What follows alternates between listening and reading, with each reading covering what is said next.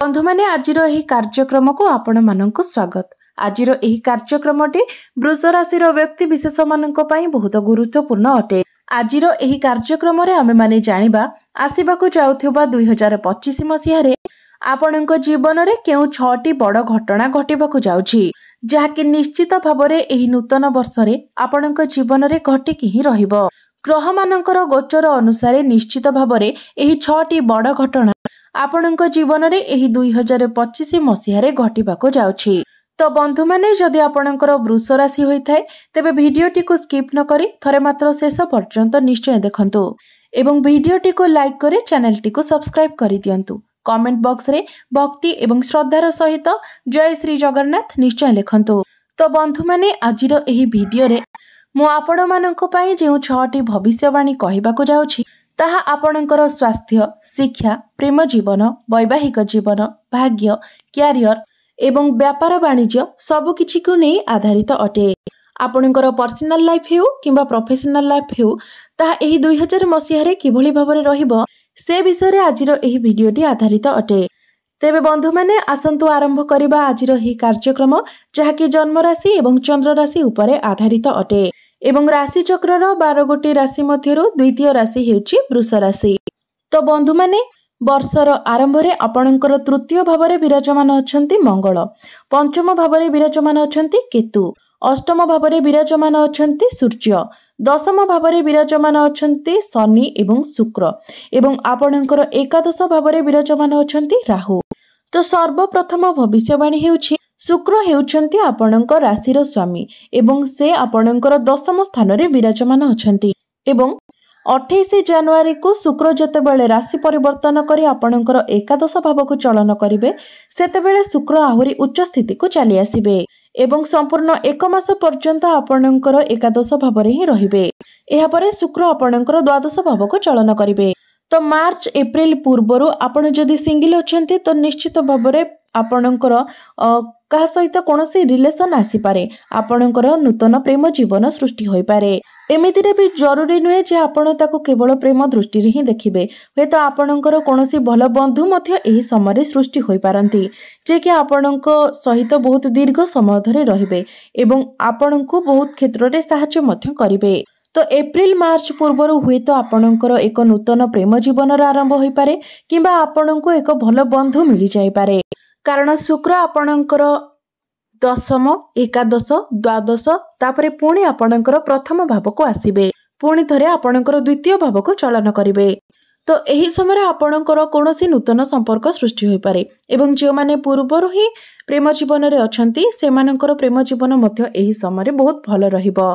आपणकर प्रेम एही समय विवाहर रूप मध्य नै पारे। द्वितीय भविष्यवाणी हेउछि जाकि सबुठारु गुरुत्वपूर्ण, ना आपणकर राशि रे वर्तमान शनि 7.5 अछि ना ही शनि 2.5 अछि। तो संपूर्ण वर्षटी आपणकर शनि दशारु आपण मुक्त अटंती।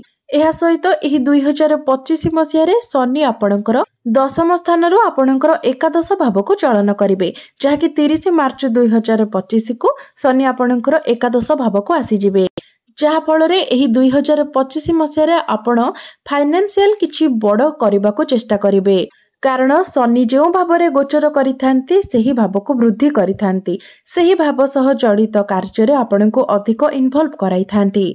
तो एकादश स्थानटी हेउछि लाभर स्थान एवं शनि जेतेबेले आपणकर लाभ स्थान को आसीबे जहाकि 30 वर्ष परे, तो आपण निजे ही देखि पारिबे जे आपणक जीवन रे केते बड़ परिवर्तन हेबो। आपण लाभ विषय अधिक चिंता करिवे एवं सेथिपाई आपण योजना करिवे एवं ताहाको कार्यकारी मध्य करिवे। आपण निजे ही स्थिर करिनेबे जे आपणको आपणकर फाइनेंस लेवल को बढ़ाइबार अछि एवं सेथिपाई आपण जोरदार चेष्टा मध्य करिवे, जहार परिणाम स्वरूप आपणकर फाइनेंशियल गेन मध्य हेबो, आपणकर आर्थिक स्थिति मजबूत हेबो, आपणकर आय वृद्धि हेबो। तो यह मार्च मास परठारु हबो, कारण शनि आपणकर 30 मार्च को आपणकर एकादश स्थान को चलन करिवे।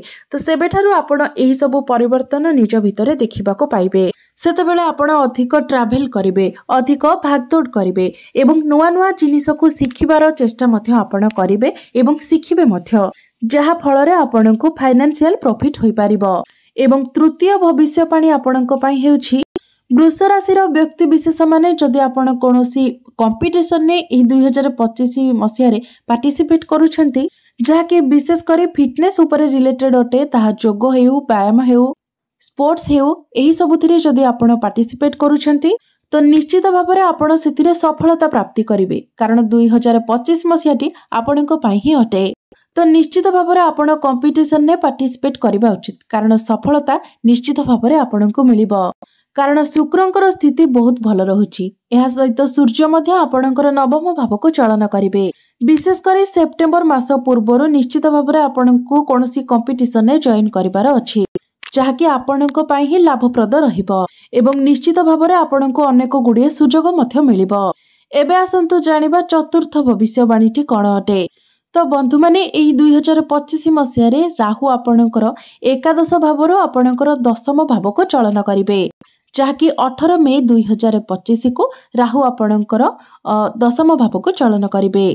तो जेमिति ही राहु आपणकर दशम भाव को चलन करिवे तो आपण निजे अनुभव करिपारिबे जे आपणकर क्यारियर रे परिवर्तन आसीबो। विशेष करे जो माने निज क्यारियर रे परिवर्तन चाहुतिले सेमानको पई यह बहुत भल रहिबो। तो 18 मई 2025 को राहु आपणकर दशम भाव में प्रवेश करिवे एवं आपणकर क्यारियर रे परिवर्तन आनिबे कारण राहु को परिवर्तनर कारक ग्रह बोली माना जाय थाए एवं जो परिवर्तन आपणको पई पॉजिटिव रहिबो कारण एही समय आपण चतुर चालाक एवं तेज रहिबे आपणको मध्यरे स्मार्टनेस रहिबो आपण स्मार्ट वर्क करबा को पसंद करिवे हार्ड वर्क कम एवं स्मार्ट वर्क आपण अधिक करिवे। तो परिवर्तन तो निश्चित भाव में आसीबो ताहा छोट परिवर्तन हेउ किंबा बड़ परिवर्तन हेउ। एबे आसंतु जानिबा पंचम भविष्यवाणी विषय रे। तो बंधु माने केतु मध्य 18 मई 2025 को राशि परिवर्तन करिवे। तो वर्तमान केतु आपणकर पंचम भाव में अछंती एवं 18 मई को केतु आपणकर पंचम भाव को छाड़ी आपणकर चतुर्थ भाव को चलन करिवे। तो एही भविष्यवाणीटी संतान पक्ष को नेकी बहुत गुरुत्वपूर्ण अटे कारण केतु जितेबाला आपणकर पंचम भाव चली आसबे तो यह आपणकर संतान पक्ष को नेकी बहुत शुभ फल देव कारण केतु जितेबाला आपणकर पंचम भाव चली आसबे तो शनिकर दृष्टि आपणकर पंचम भाव में पड़िबो एवं गुरु मध्य आपणकर द्वितीय भाव में रहिबे। तो 15 मई पर आपण जदि फैमिली प्लानिंग करती तो आपणको पई ताहा बहुत भल रहिबो किंबा आपणकर प्रेम जीवन में मध्य जदि बारंबार ब्रेकअप हेउथिला कारण पंचम भावटी संतानर भाव हेबा सहित प्रेम जीवनर मध्य भाव होइथाय। तो पूर्वरु आपणको प्रेम जीवन में जहाँ भी किछि समस्या थिला आपणको मध्यरे जहाँ भी किछि मिसअंडरस्टैंडिंग होउथिला आपणको मध्यरे तालमेल रहु नथिला तो जेतेबेले केतु राशि परिवर्तन करिवे तो आपण ए सबुरे एक पॉजिटिव परिवर्तन देखिबा को पाइबे। एबे आसंतु जानिबा षष्ठ भविष्यवाणी विषय रे। तो बंधु माने 25 मसिया रे गुरु आपणकर द्वितीय भाव को चलन करिवे। तो ऋण रोग एवं शत्रु उपरे आपणको नजर रखिबार अछि कारण एही 2025 मसिया रे एपरि देखा जाउछि जे जेउठी कि आपण लोन नै पारंती किंबा आपणको विरुद्ध रे किछि पॉलिटिक्स होई पारे तेबे आपण मने रखंतु जे आपणको विरुद्ध रे जेते पॉलिटिक्स हेले मध्य आपण ताको इग्नोर करिदेबा उचित। तेबे आपणको निजर स्वास्थ्य प्रति मध्य ध्यान रखिबार अछि कारण एही वर्ष आपणकर मोटापण मध्य बढ़ी पारे कारण गुरु जेतेबेले आपणकर द्वितीय भाव को चलन करिवे तो गुरुंकर दृष्टि आपणकर षष्ठ भाव एवं अष्टम भाव उपरे रहिबो जहार प्रभाव रे आपणक सहित एही सब समस्या देखा देबो। तो यही समय हुए तो आपणकर मोटापण बढ़ी जाय पारे किंबा जदि मोटापण न बढ़े तो डाइजेस्टिव किछि आपणकर समस्या देखा देई पारे डाइजेशन लिवर गैस्ट्रिक एवं स्टोमक एही रिलेटेड आपणको किछि समस्या देखा देबो। तो एही वर्ष आपण मीठा कम खांतु मीठा खाद्य को आपण अवॉइड करंतु। तो गुरुंकर दृष्टि आपणकर दशम भाव उपरे मध्य रहिबो जहा फଳରେ आपणक मध्यरे मैनेजमेंट स्किल्स बहुत भलो हेबो आपणकर कार्य करिवार शैली लोक माननकु बहुत पसंद आसीबो एवं जे माने मैनेजमेंट फील्ड रे अछंती मैनेजर अछंती सेमानक पई तो समय बहुत ही भलो रहिबो।